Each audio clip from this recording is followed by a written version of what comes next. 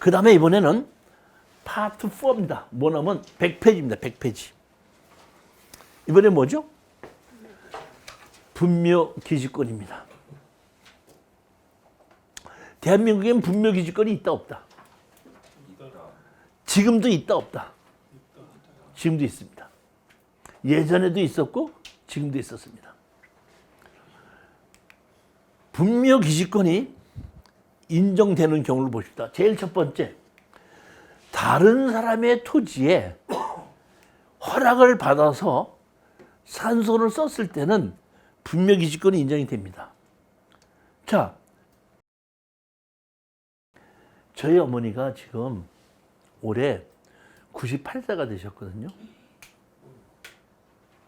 식수가 잘 다니셔요. 내가 고생이야? 우리 집사람이 고생이지? 아이, 참. 자, 근데 씨가 얼마 전에 임야 낙찰을 받았잖아. 그 내가 임야 보고 우리 어머니가 돌아가셔서 씨한테 부탁을 했어. 우리 어머니 산소 좀 쓰게끔 조금 허락해줘. 그러니까 허락해줘 안 해줘? 해줘요. 해줬어. 그래서 어떻게 한다?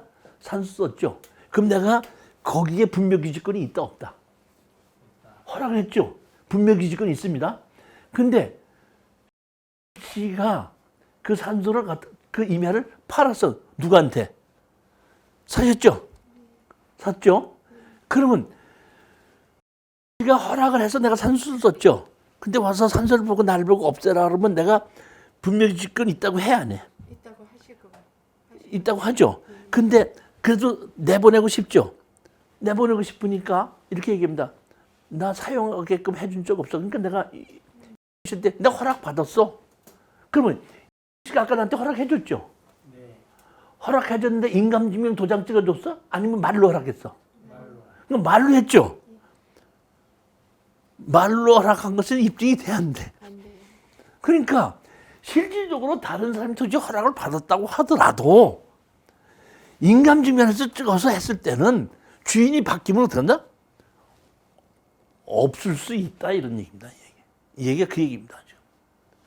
두 번째, 나의 토지에 사용 후 이장하겠다는 특이하게 없이 매도한 경우 내가 내 임야에 어떻게 한다? 산소를 썼죠. 우리 어머니 산소를 썼는데 내가 빚을 져서 그것이 어떤다? 경매로 날아가면은 내가 산소를 이장하겠다는 약속이 없으니까 그 산소를 있는 것을 땅을 산 사람은 내 분묘기지권을 인정할 수밖에 없습니다. 그때는. 세 번째, 다른 사람의 토지에 허락 없이 사용한 후 20년이 경과하는 경우 항공사진을 봤는데 다른 사람의 땅에다 산소를 쓴 지가 20년이 안 되면은 분묘기지권이 없는 거죠.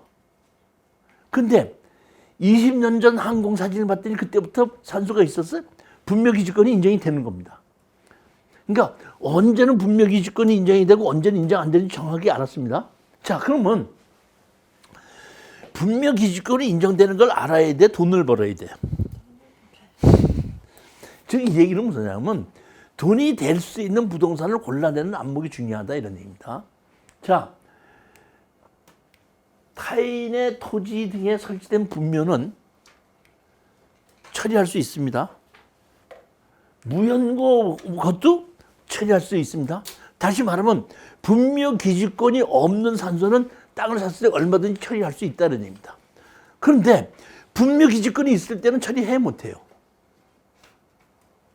여기 보면은 판례가 바뀌는 겁니다. 교재 108페이지 한번 보시면은 제가 판례를 5개 정도를 실어놨는데 이것은 법이 바뀌기 전에 판례예요. 자, 뭐라고 그러나? 타인 소유의 토지에 소유자의 승낙 없이 분묘를 설치한 경우에는 20년간 평원 공연하게 그 분묘의 기지를 점유함으로써 분묘기지권을 시효로 취득한다. 지상권에 있어서 지뢰의 지급은 그 요소가 아니어서 지뢰에 관한 약정이 없는 이상 지뢰의 지급을 구할 수 없는 점에 비춰보면 분묘기지권을 시효 취득하는 경우에는 지뢰를 지급할 필요가 없다고 해석함이 합당하다. 다시 말하면 분묘 기지권이 있는 산소는 분묘 주인이 이장을 해가지 않겠다고 할 때는 이장을 시킬 수 있는 방법이 없었습니다. 물론 분묘 기지권이 없을 때는 낙찰자가 그 분묘를 처리할 수 있지만 분묘 기지권이 인정이 될 때는 처리할 수가 없었다는 겁니다. 그런데 김대중 정부에서 장사에 관한 법률을 바뀌면서 판례가 바뀝니다. 이거는 옛날 판결문이고 지금 판례가 바뀐 걸 하나 보시겠습니다. 판결 2012년도에 한 거죠. 2012년 피고는 원고에게 135만 6,930원과 12월 11일부터 강릉시 점을 연계한 실내 다 부분의 336제곱미터 원고의 소유일 상실까지 피고의 점유 종료일까지 월 35,980원의 비율로 계산한 돈을 지급하라. 즉 다시 말하면 장사에 관한 법률이 바뀌고 난 다음서부터는 이제는 분묘 기지권이 인정이 된다고 하더라도 뭘 줘라?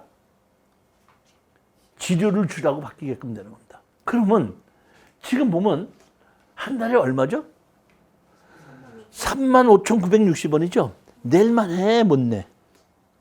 우리끼리 솔직히 얘기해봐. 내일만 해 못 내. 내일만은 한데. 내일만은 하죠. 그러니까 본인이 살아계실 때 본인의 아버지니까 4만 원 아니라 5만 원도 얼마든지 내죠. 근데 본인이 돌아가시면은 저기 자식들은 할아버지 산소죠. 할아버지 산소를 위해서 손자들이 월 4만 5천 원씩 내야 돼, 안 내야 돼?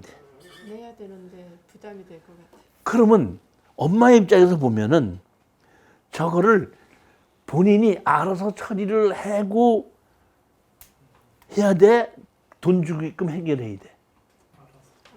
결국은 다시 말하면 분묘 기지권이 있어도 우리가 철거하라고 소송을 해서 판결을 받아서 분묘 기지권이 있을 때는 뭘 내놓는다? 지효를 내놓는다 했을 때 제 경험에 의하면은 1, 2년 이내에 다 어떤다? 다른 데로 이상해 갑니다. 대개가 보통 보면 한 4, 5개월 정도 걸리고 긴 사람이 한 1년 정도 걸리고 그 이후에는 저 산소를 갖고 지료를 내면서 버티는 사람은 아직 거의 못 봤습니다. 즉 이 얘기는 뭐라는 얘기냐면 산소가 있다 없다 생각하지 마시고 예전에는 산소가 있는 땅을 우리가 매입할 때는 분묘 기지권이 있느냐 없느냐를 중요하게 봤는데 지금은 그렇게 어떤다? 중요하게 볼 일이 없다는 겁니다.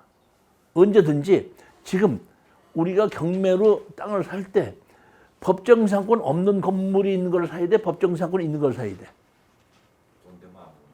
있든지 없든지 상관하지 않고 지금 다 사죠. 똑같이 마찬가지로 분묘 기지권도 있다 없다가 옛날처럼 그렇게 중요하지는 않다는 겁니다. 파트 5입니다. 제목이 건축법과 개발이래. 농지 전용을 받는 게 왜 농지 전용 받죠? 농지 전용 허가 받는 이유. 집지력. 산지 전용 허가 받는 이유. 집지려고. 즉 다시 말하면 우리가 땅을 개발하고 산지 전용 받고 농지 전용 받는 것이 최저의 목적은 뭐죠? 건물을 짓는 거죠. 즉 이 얘기는 뭐냐면 어떤 땅을 개발할 때에 건축법을 알고 땅을 개발하는 사람과 건축법을 모르고 개발하는 사람은 그 땅에 개발하는 것 자체에 차이가 있을 수밖에 없다는 겁니다. 그러니까 개발을 하기 위해서는 제가 판단하기에는 건축법부터 먼저 알고 개발을 하자. 제 생각입니다. 그래서 제가 여기다 넣는데 자, 토지를 사면 뭘 사는 거라고 그랬죠? 사용의 권한을 사는 거라고 그랬죠? 토지의 가치는 뭐죠? 사용의 가치죠. 사용의 가치를 가장 높이는 방법이 뭐라고? 건물을 짓는 거죠.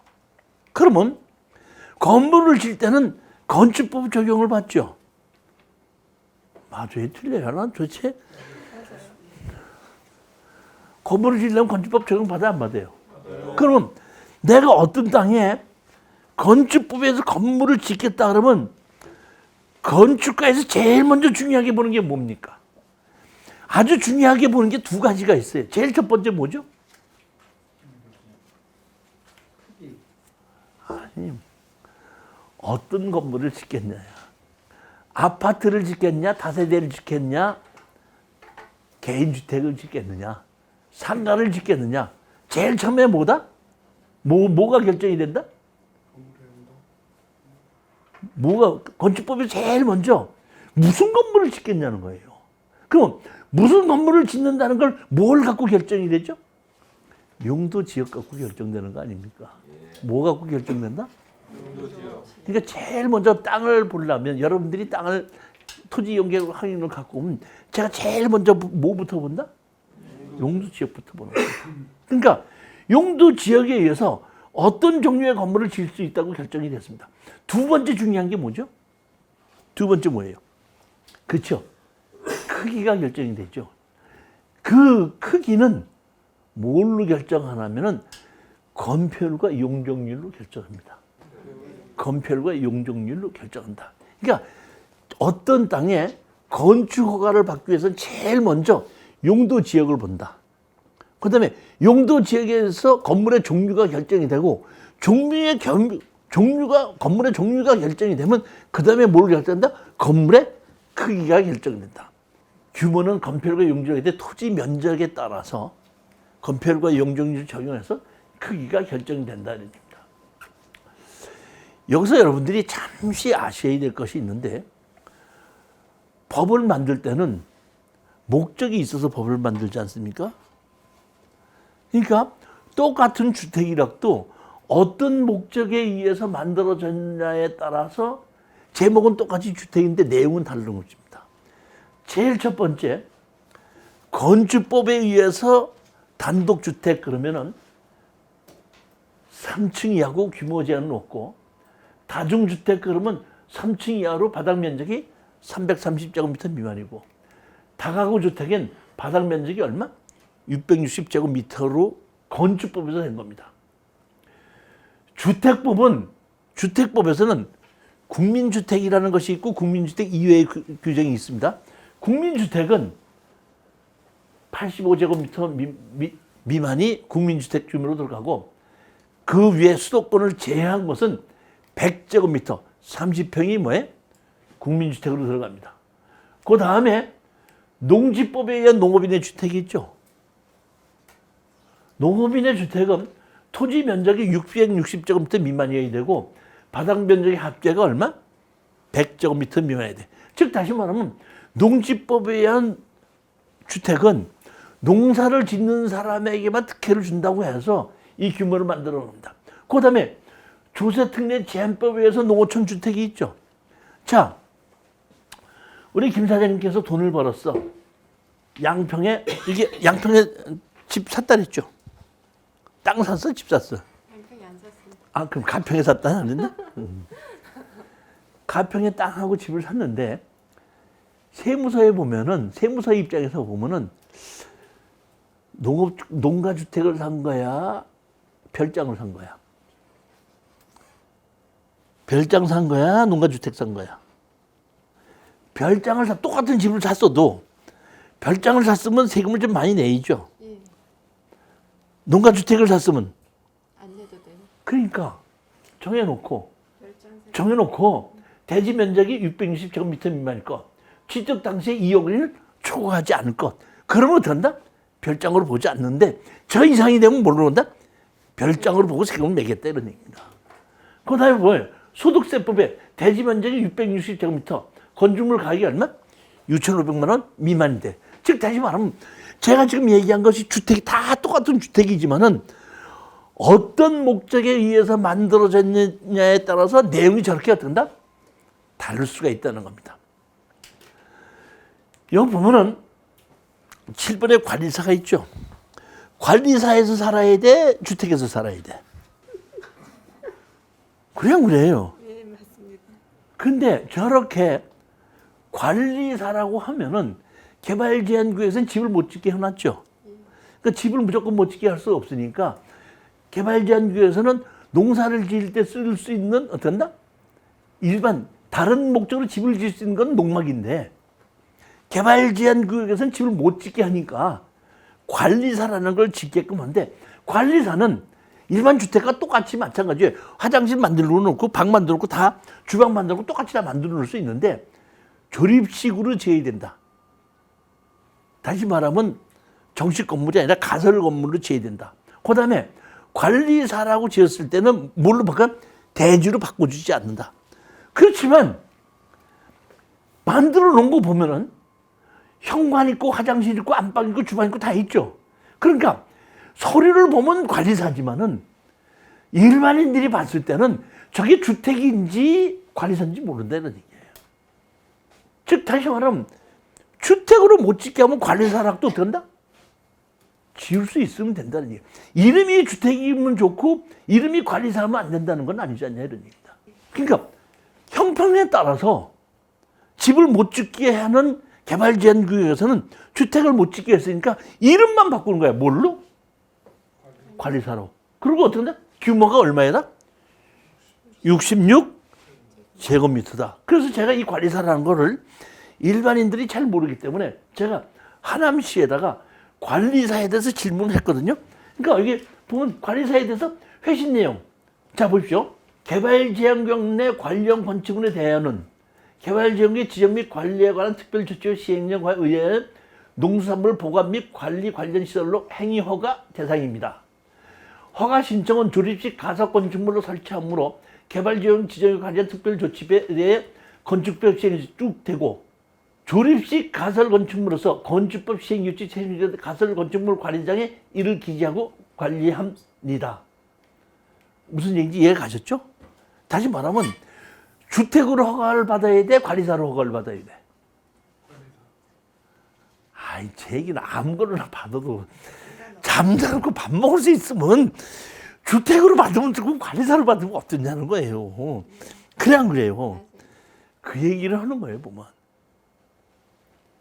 그러니까 지금의 여러분 생각하기에는 개발제한구역이기 때문에 주택을 못 짓는다고 했는데 주택을 못 짓지 관리사를 못 짓는 건 아니거든요. 그러니까 생각만 조금 바뀌면은 저렇게 저런 것을 지을 수 있다 이런 생각을 해야 된다는 겁니다. 이번에 133페이지 보시겠습니다. 뭘 본다? 133페이지.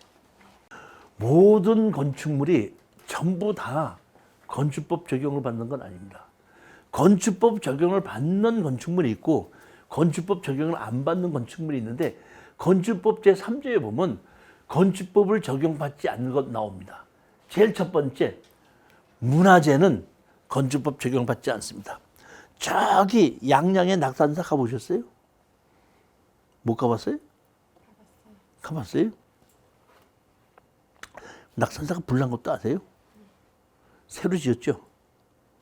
그 낙산사 불이 나서 새로 지었을 때 건축허가를 받아서 진 게 아니라 문화재 보건사업으로 짓는 겁니다. 문화재이기 때문에. 그러니까 문화재는 건축법 적용을 받지 않는다 이런 얘기입니다. 두 번째, 철도나 교로의 선로 부지에 있는 단광목의 시설, 철도. SRT 타보셨어요? 그러면 기차 기다릴 때 이렇게 지붕이 비 오지 않게끔 만들어져 있죠. 이게 원래 지붕이 있으면은 건폐율과 용적이 들어가는데 그렇게 철로 시설에 주택으로 쓰지 않고 집으로 쓰지 않고 기차를 타기 위해서 비를 잠깐 가리게끔 쓰기 때문에 그런 걸 만들었어도 건폐율과 용적, 건축법 적용을 하지 않는다 이럽니다. 그 다음에 고속도로 통행료 징수 시설 있죠? 그것도 건축법 들어가지 않는다 이럽니다. 컨테이너를 이용한 간이 창고. 이 얘기는 무슨 얘기냐면 공장이나 창고 같은 곳에 공장에서 뭐를 가지고 제조를 하지 않습니까? 그 공장을 지을 때는 건폐율과 용적률을 적용하겠죠. 그러니까 그 안에 기계를 다 설치했는데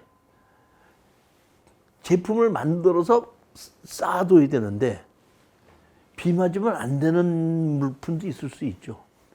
그때 건폐율과 용적률이 모자라서 비를 맞게끔 안 되면 되니까 거기 뭐야? 산업 집적 활성화 및 공장 설립에 관한 법률에 의해서 이런 마당에다가 컨테이너를 갖다 놨을 때는 건축법 적용을 하지 않고 그냥 그런 공장에서 그런 것을 쓰기 위해서는 컨테이너를 갖다 놔도 뭐라고 얘기 안 한다 이런 얘기입니다. 제일 중요한 것이 지금 이겁니다. 여러분 반드시 하셔야 할 겁니다. 2번입니다. 2번. 요 밑에 국토의 계획 및 이용에 관한 법률에 따른 도시지역 및 같은 법 51조 제3항에 따른 지구단위 구역 외의 지역으로서 동이나 읍이 아닌 지역은 제44조부터 건축법 44조부터 47조까지 51조 및 57조를 적용하지 아니한다. 읍 이하의 지역입니다. 무슨 지역? 읍 이하의 지역은 건축법 44조부터 몇 조까지? 47조인데 제일 중요한 것이 뭐냐면 44조하고 45조입니다. 44조가 뭐예요? 건축법 44조가 뭐냐면은 어떤 땅이든지 건축을 하고자 할 때는 건축법에서 요구하는 도로에 한 곳 이상 접해야 한다. 그러니까 건축법상 도로가 없을 때는 건축허가를 안 내준다 이런 얘기입니다. 건축법 45조는 이겁니다.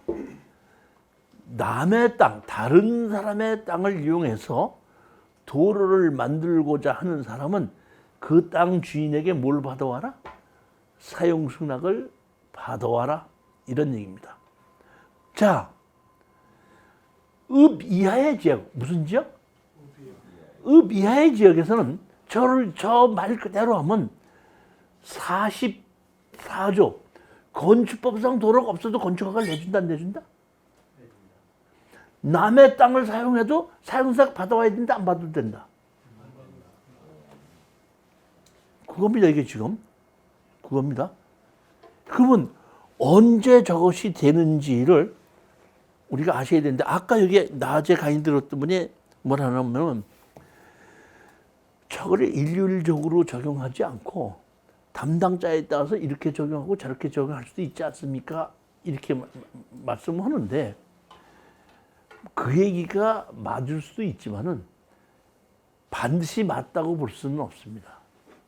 그 얘기가. 그러면 언제는 적용을 하고 언제는 적용하지 않는지를 우리가 아셔야 됩니다.